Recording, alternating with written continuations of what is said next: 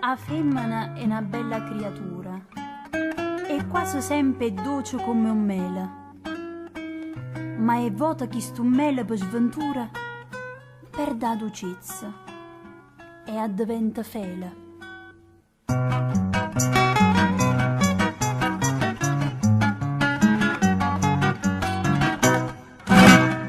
Quando una femmina mi viene a dicere Taggia la sta, non può durare, sta amore è inutile. io sono filosofo, mi metto a ridere e sacci già che non lo fa manco si accirano che la donna con baci e promesse fa ogni cosa nel proprio interesse e femmine si chiamano, ci vanno a ravogliare e quando ci disprezzano si vanno più attaccare quando sono scema l'uomo che non sanno capire si dice non a femmina, allora ricca sì.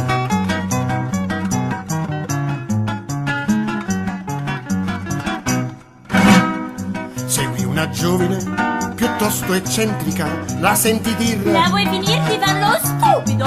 qui c'è un equivoco, io sono un uomo serio, volevo offrire un posticino nella mia macchina, poi senta la macchina e più non ragiona. La ragazza con me si abbandona. Poi se ne viene o cinema e viene a strafugare. E dopo tutta languida si lascia accompagnare. Giunta alla casa all'11 confida alla mamma. Mamma, ho trovato un chiocchero, più chiocchero papà.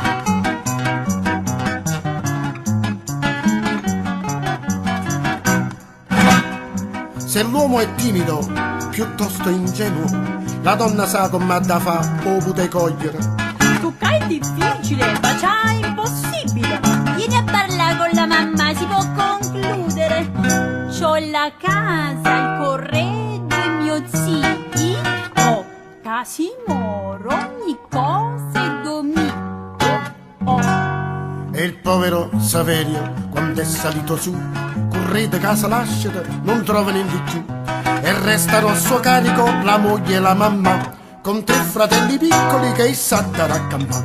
E queste son che femmine c'è poco da paziare, la volta che ti girano ti sanno impapocchiare. Io do un consiglio ai giovani quando sanno anzurare, che c'è sta tutta a perdere e niente da guadagnare.